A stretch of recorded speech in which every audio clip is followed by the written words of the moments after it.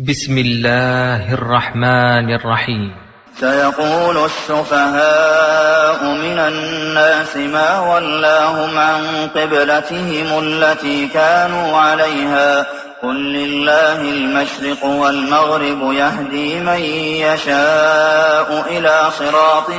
مستقيم وكذلك جعلناكم أمة وسطا لتكونوا شهداء على الناس ويكون الرسول عليكم شهيدا وما جعلنا القبلة التي كنت عليها إلا لنعلم من يتبع الرسول ممن ينقلب على عقبيه وإن كانت لكبيرة إلا على الذين هدى الله وما كان الله ليضيع إيمانكم إن الله بالناس لرءوف رحيم قد نرى تقلب وجهك في السماء فلنولينك قبلة ترضاها فول وجهك شطر المسجد الحرام وحيث ما كنتم فولوا وجوهكم شطره وإن الذين أوتوا الكتاب ليعلمون أنه الحق من ربهم وما الله بغافل عما يعملون ولئن أتيت الذين أوتوا الكتاب بكل آية ما تبعوا قبلتك وما أنت بتابع قبلتهم وما بعضهم بتابع قبلة بعض ولئن اتبعت أهواءهم من بعد ما جاءك من العلم إنك إذا لمن الظالمين الذين آتيناهم الكتاب يعرفونه كما يعرفون أبناءهم وإن فريقا منهم ليكتمون الحق وهم يعلمون الحق من ربك فلا تكونن من الممترين ولكل وجهة هو موليها فاستبقوا الخيرات أينما تكونوا يأت بكم الله جميعا إن الله على كل شيء قدير ومن حيث خرجت فول وجهك شطر المسجد الحرام وإنه للحق من ربك وما الله بغافل عما تعملون ومن حيث خرجت فول وجهك شطر المسجد الحرام وحيث ما كنتم فولوا وجوهكم شطره لئلا يكون للناس عليكم حجة إلا الذين ظلموا منهم فلا تخشوهم واخشوني ولأتم نعمتي عليكم ولعلكم تهتدون كما أرسلنا فيكم رسولا منكم يتلو عليكم آياتنا ويزكيكم ويعلمكم الكتاب والحكمة ويعلمكم ما لم تكونوا تعلمون فاذكروني أذكركم واشكروا لي ولا تكفرون يا أيها الذين آمنوا استعينوا بالصبر والصلاة إن الله مع الصابرين ولا تقولوا لمن يقتل في سبيل الله أموات بل أحياء ولكن لا تشعرون ولنبلونكم بشيء من الخوف والجوع ونقص من الأموال والأنفس والثمرات وبشر الصابرين الذين إذا أصابتهم مصيبة قالوا إنا لله وإنا إليه راجعون أولئك عليهم صلوات من ربهم ورحمة وأولئك هم المهتدون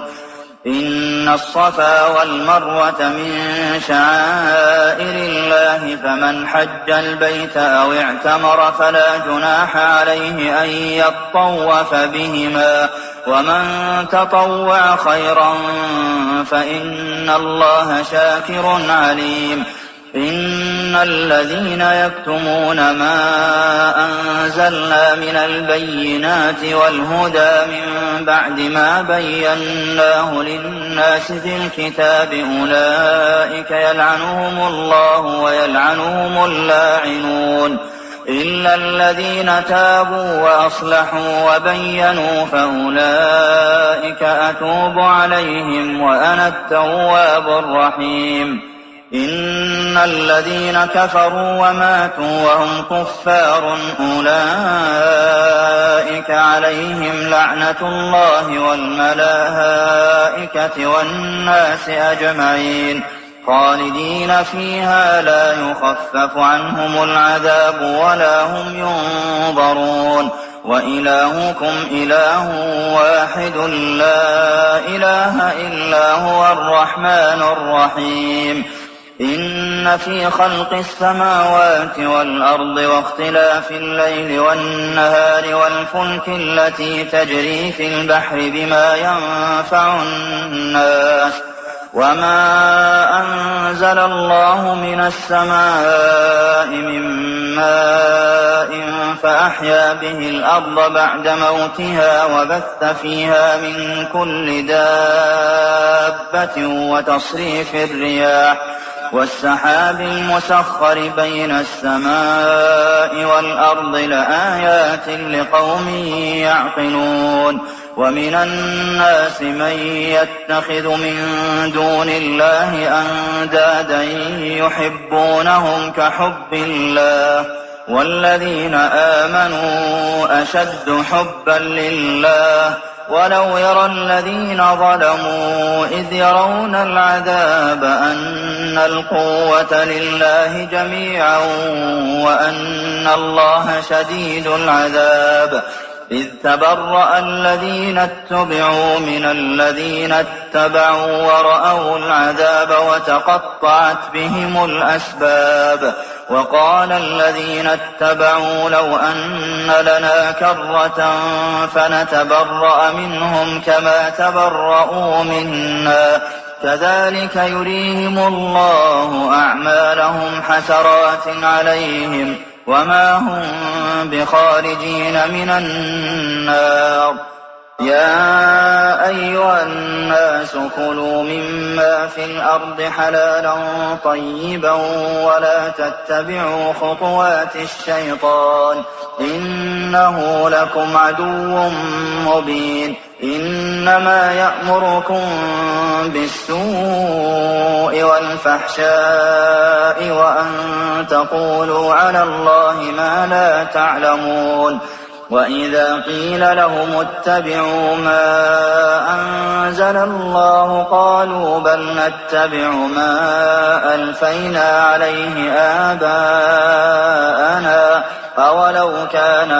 آباؤهم لا يعقلون شيئا ولا يهتدون ومثل الذين كفروا كمثل الذي ينعق بما لا يسمع إلا دعاء ونداء صم بكم عمي فهم لا يعقلون يا أيها الذين آمنوا كلوا من طيبات ما رزقناكم واشكروا لله إن كنتم إياه تعبدون إنما حرم عليكم الميتة والدم ولحم الخنزير وما أهل به لغير الله فمن اضطر غير باغ ولا عاد فلا إثم عليه إن الله غفور رحيم إن الذين يكتمون ما أنزل الله من الكتاب ويشترون به ثمنا قليلا أولئك ما يأكلون في بطونهم إلا النار ولا يكلمهم الله يوم القيامة ولا يزكيهم ولهم عذاب أليم أولئك الذين اشتروا الضلالة بالهدى والعذاب بالمغفرة فما أصبرهم على النار ذلك بأن الله نزل الكتاب بالحق وإن الذين اختلفوا في الكتاب لفي شقاق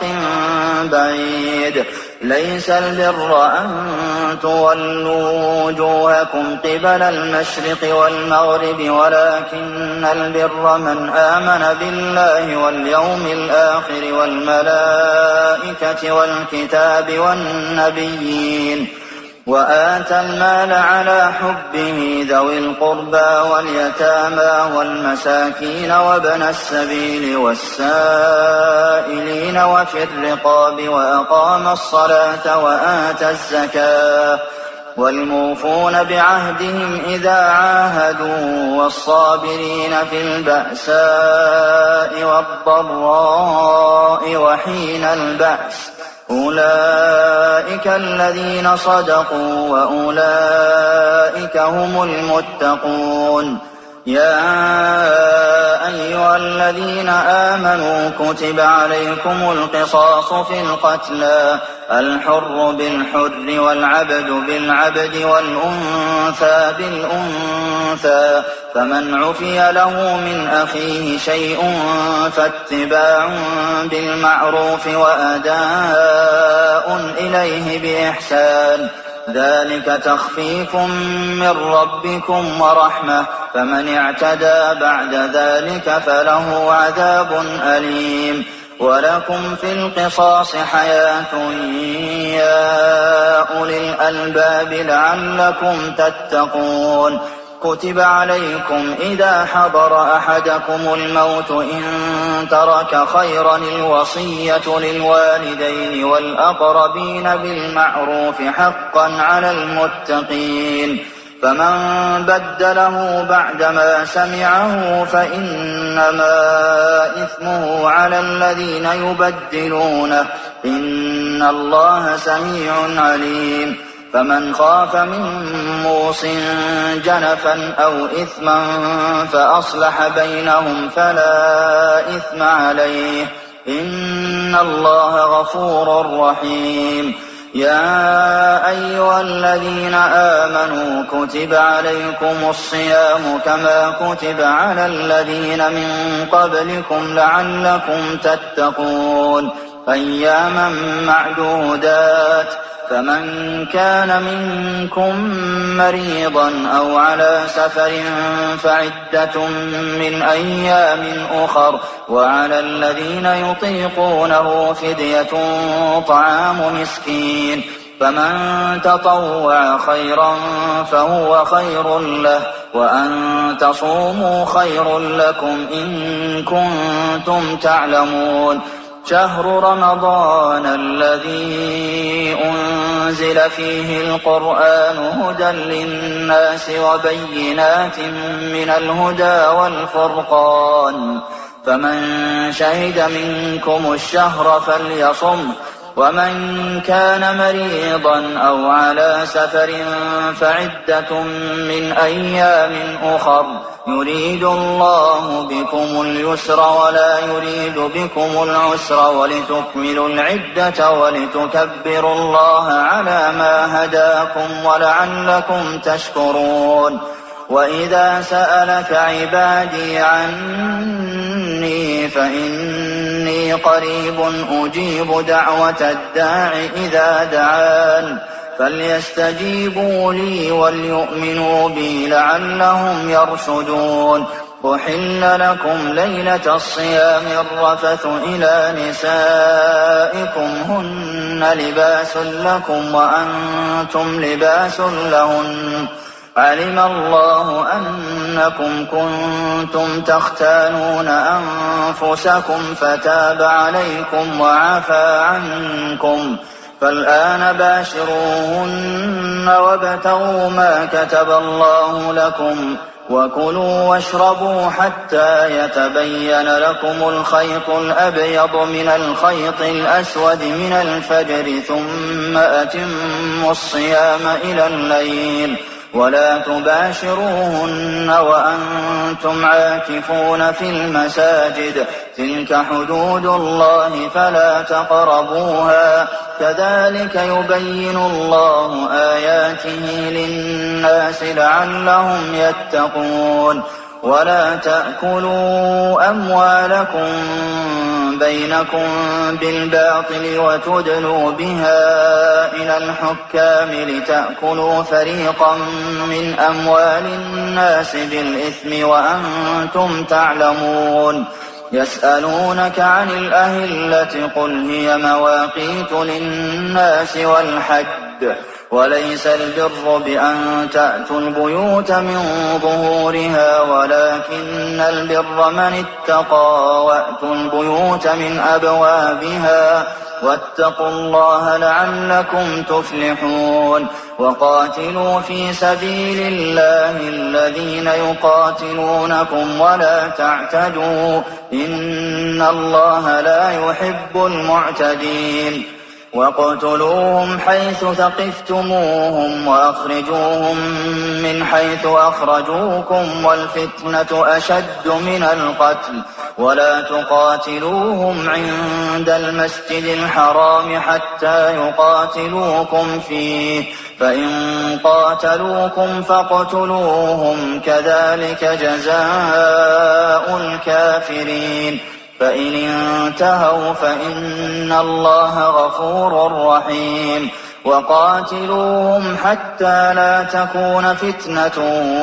ويكون الدين لله، فإن انتهوا فلا عدوان إلا على الظالمين. الشهر الحرام بالشهر الحرام والحرمات قصاص، فمن اعتدى عليكم فاعتدوا عليه بمثل ما اعتدى عليكم، واتقوا الله واعلموا أن الله مع المتقين. وأنفقوا في سبيل الله ولا تلقوا بأيديكم إلى التهلكة وأحسنوا، إن الله يحب المحسنين. وأتموا الحج والعمرة لله، فإن أحصرتم فما استيسر من الهدي، ولا تحلقوا رؤوسكم حتى يبلغ الهدي محله، فمن كان منكم مريضا أو به أذى من رأسه ففدية من صيام أو صدقة أو نسك، فإذا أمنتم فمن تمتع بالعمرة إلى الحج فما استيسر من الهدي، فمن لم يجد فصيام 3 أيام في الحج و7 إذا رجعتم، تلك 10 كاملة، ذلك لمن لم يكن أهله حاضر المسجد الحرام. واتقوا الله واعلموا أن الله شديد العقاب. الحج أشهر معلومات، فمن فرض فيهن الحج فلا رفث ولا فسوق ولا جدال في الحج، وما تفعلوا من خير يعلمه الله، وتزودوا فإن خير الزاد التقوى، واتقون يا أولي الألباب. ليس عليكم جناح أن تبتغوا فضلا من ربكم، فإذا أفضتم من عرفات فاذكروا الله عند المشعر الحرام، واذكروه كما هداكم، وإن كنتم من قبله لمن الضالين. ثم ثم أفيضوا من حيث أفاض الناس واستغفروا الله إن الله غفور رحيم فإذا قضيتم مناسككم فاذكروا الله كذكركم آباءكم أو أشد ذكرا فمن الناس من يقول ربنا آتنا في الدنيا وما له في الآخرة من خلاق ومنهم من يقول ربنا آتنا في الدنيا حسنة وفي الآخرة حسنة وقنا عذاب النار أولئك لهم نصيب مما كسبوا والله سريع الحساب واذكروا الله في أيام معدودات فمن تعجل في يومين فلا إثم عليه ومن تأخر فلا إثم عليه لمن اتقى واتقوا الله واعلموا أنكم إليه تحشرون ومن الناس من يعجبك قوله في الحياة الدنيا ويشهد الله على ما في قلبه وهو ألد الخصام وإذا تولى سعى في الأرض ليفسد فيها ويهلك الحرث والنسل والله لا يحب الفساد وإذا قيل له اتق الله أخذته العزة بالإثم فحسبه جهنم ولبئس المهاد ومن الناس من يشري نفسه ابتغاء مرضات الله والله رءوف بالعباد يا أيها الذين آمنوا ادخلوا في السلم كافة ولا تتبعوا خطوات الشيطان إنه لكم عدو مبين فإن زللتم من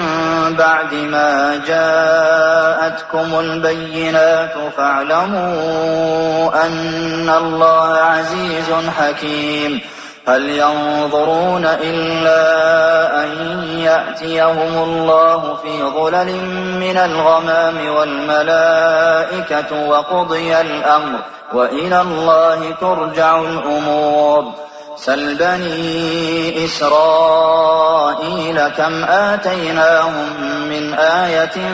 بينة ومن يبدل نعمة الله من بعد ما جاءته فإن الله شديد العقاب زين للذين كفروا الحياة الدنيا ويسخرون من الذين آمنوا والذين اتقوا فوقهم يوم القيامة والله يرزق من يشاء بغير حساب كان الناس أمة واحدة فبعث الله النبيين مبشرين ومنذرين وأنزل معهم الكتاب بالحق ليحكم بين الناس فيما اختلفوا فيه وما اختلف فيه إلا الذين أوتوه من بعد ما جاءتهم البينات بغيا بينهم فهدى الله الذين آمنوا لما اختلفوا فيه من الحق بإذنه والله يهدي من يشاء إلى صراط مستقيم أم حسبتم أن تدخلوا الجنة ولما يأتكم مثل الذين خلوا من قبلكم مستهم البأساء والضراء وزلزلوا حتى يقول الرسول والذين آمنوا معه متى نصر الله ألا إن نصر الله قريب يسألونك ماذا ينفقون قل ما أنفقتم من خير فللوالدين والأقربين واليتامى والمساكين وابن السبيل وما تفعلوا من خير فإن الله به عليم كتب عليكم القتال وهو كره لكم وعسى أن تكرهوا شيئا وهو خير لكم وعسى أن تحبوا شيئا وهو شر لكم والله يعلم وأنتم لا تعلمون يسألونك عن الشهر الحرام قتال فيه قل قتال فيه كبير وصد عن سبيل الله وكفر به والمسجد الحرام وإخراج أهله منه أكبر عند الله والفتنة أكبر من القتل ولا يزالون يقاتلونكم حتى يردوكم عن دينكم إن استطاعوا ومن يرتدد منكم عن دينه فيمت وهو كافر فأولئك حبطت أعمالهم في الدنيا والآخرة وأولئك أصحاب النار هم فيها خالدون إن الذين آمنوا والذين هاجروا وجاهدوا في سبيل الله أولئك يرجون رحمة الله والله غفور رحيم يسألونك عن الخمر والميسر قل فيهما إثم كبير ومنافع للناس وإثمهما أكبر من نفعهما ويسألونك ماذا ينفقون قل العفو كذلك يبين الله لكم الآيات لعلكم تتفكرون في الدنيا والآخرة ويسألونك عن اليتامى قل إصلاح لهم خير وإن تخالطوهم فإخوانكم والله يعلم المفسد من المصلح ولو شاء الله لأعنتكم إن الله عزيز حكيم ولا تنكحوا المشركات حتى يؤمنن ولأمة مؤمنة خير من مشركة ولو أعجبتكم ولا تنكحوا المشركين حتى يؤمنوا ولعبد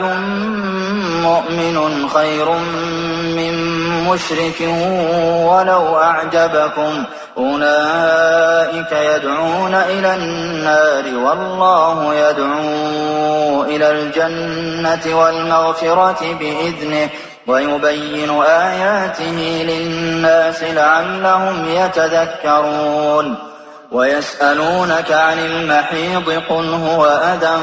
فاعتزلوا النساء في المحيض ولا تقربوهن حتى يطهرن فإذا تطهرن فأتوهن من حيث أمركم الله إن الله يحب التوابين ويحب المتطهرين نساؤكم حرث لكم فأتوا حرثكم أنى شئتم وقدموا لأنفسكم واتقوا الله واعلموا أنكم ملاقوه وبشر المؤمنين ولا تجعلوا الله عرضة لأيمانكم أن تبروا وتتقوا وتصلحوا بين الناس والله سميع عليم لا يؤاخذكم الله باللغو في أيمانكم ولكن يؤاخذكم بما كسبت قلوبكم والله غفور حليم للذين يؤلون من نسائهم تربص 4 أشهر فإن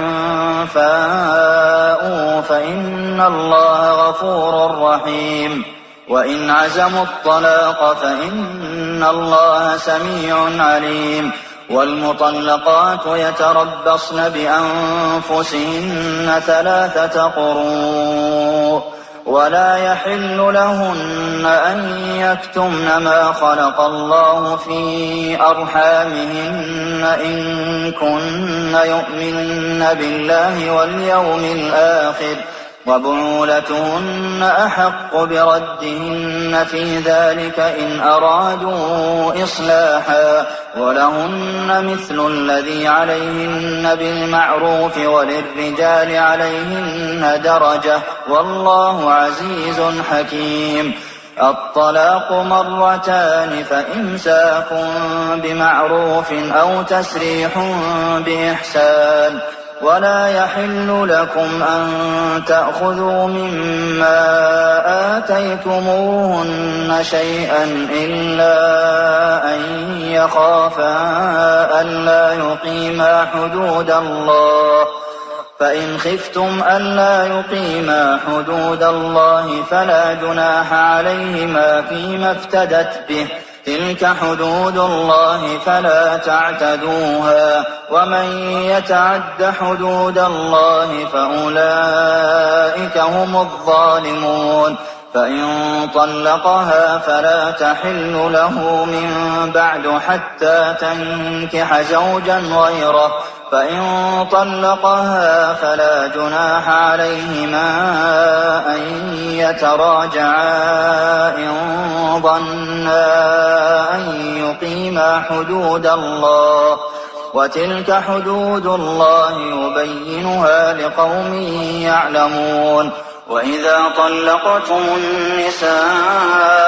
فبلغن أجلهن فأمسكوهن بمعروف أو سرحوهن بمعروف ولا تمسكوهن ضرارا لتعتدوا ومن يفعل ذلك فقد ظلم نفسه ولا تتخذوا آيات الله هزوا واذكروا نعمة الله عليكم وما أنزل عليكم من الكتاب والحكمة يعظكم به واتقوا الله واعلموا أن الله بكل شيء عليم. وإذا طلقتم النساء فبلغن أجلهن فلا تعضلوهن أن ينكحن أزواجهن إذا تراضوا بينهم بالمعروف ذلك يوعظ به من كان منكم يؤمن بالله واليوم الآخر ذلكم أزكى لكم وأطهر والله يعلم وأنتم لا تعلمون. والوالدات يرضعن أولادهن حولين كاملين لمن أراد أن يتم الرضاعة وعلى المولود له رزقهن وكسوتهن بالمعروف لا تكلف نفس إلا وسعها لا تضار والدة بولدها ولا مولود له بولده وعلى الوارث مثل ذلك فإن أرادا فصالا عن تراض منهما وتشاور فلا جناح عليهما. وإن أردتم أن تسترضعوا أولادكم فلا جناح عليكم إذا سلمتم ما آتيتم بالمعروف واتقوا الله واعلموا أن الله بما تعملون بصير. والذين يتوفون منكم ويذرون أزواجا يتربصن بأنفسهن 4 أشهر وعشرا فإذا بلغن أجلهن فلا جناح عليكم فيما فعلن في أنفسهن بالمعروف والله بما تعملون خبير. ولا جناح عليكم فيما عرضتم به من خطبة النساء أو أكننتم في أنفسكم علم الله أنكم ستذكرونهن ولكن لا تواعدوهن سرا إلا أن تقولوا قولا معروفا ولا تعزموا عقدة النكاح حتى يبلغ الكتاب أجله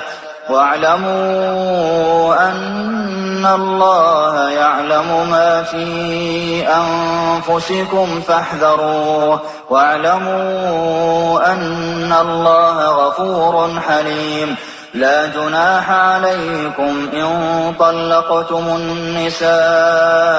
ما لم تمسوهن أو تفرضوا لهن فريضة ومتعوهن على الموسع قدره وعلى المقتر قدره متاعا بالمعروف حقا على المحسنين. وإن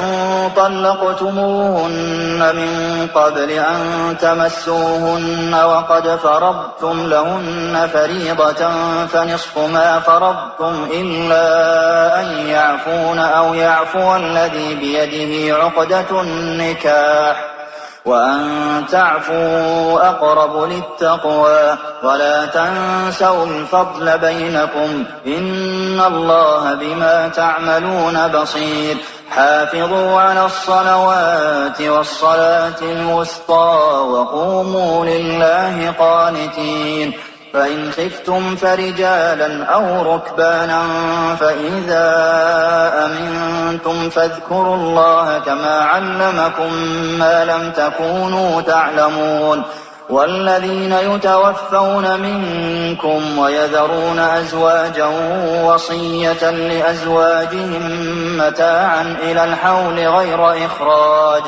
فإن خرجن فلا جناح عليكم فيما فعلن في أنفسهن من معروف والله عزيز حكيم. وللمطلقات متاع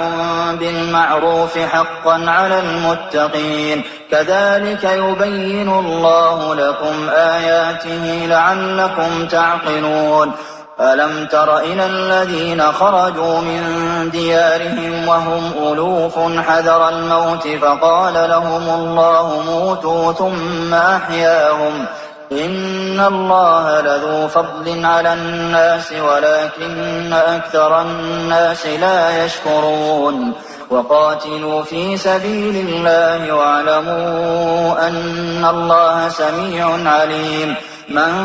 ذا الذي يقرض الله قرضا حسنا فيضاعفه له أضعافا كثيرة والله يقبض ويبسط وإليه ترجعون. ألم تر إلى الملأ من بني إسرائيل من بعد موسى إذ قالوا لنبي له ابعث لنا ملكا نقاتل في سبيل الله قال هل عسيتم إن كتب عليكم القتال ألا تقاتلوا قالوا وما لنا ألا نقاتل في سبيل الله وقد أخرجنا من ديارنا وأبنائنا فلما كتب عليهم القتال تولوا إلا قليلا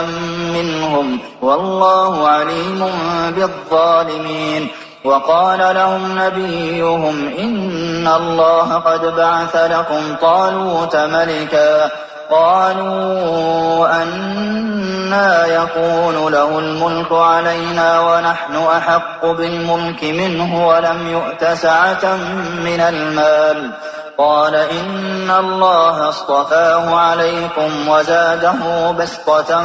في العلم والجسم والله يؤتي ملكه من يشاء والله واسع عليم. وقال لهم نبيهم إن آية ملكه أن يأتيكم التابوت فيه سكينة من ربكم وبقية مما ترك آل موسى وآل هارون تحمله الملائكة إن في ذلك لآية لكم إن كنتم مؤمنين. فلما فصل طالوت بالجنود قال إن الله مبتليكم بنهر فمن شرب منه فليس مني ومن لم يطعمه فإنه مني إلا من اغترف غرفة بيده فشربوا منه إلا قليلا منهم. فلما جاوزه هو والذين آمنوا معه قالوا لا طاقة لنا اليوم بجالوت وجنوده قال الذين يظنون أنهم ملاقو الله كم من فئة قليلة غلبت فئة كثيرة بإذن الله والله مع الصابرين ولما برزوا لجالوت وجنوده قالوا ربنا أفرغ علينا صبرا وثبت أقدامنا وانصرنا على القوم الكافرين فهزموهم بإذن الله وقتل داود جالوت وآتاه الله الملك والحكمة وعلمه مما يشاء ولولا دفع الله الناس بعضهم ببعض لفسدت الأرض ولكن الله ذو فضل على العالمين تلك آيات الله نتلوها عليك بالحق وإنك لمن المرسلين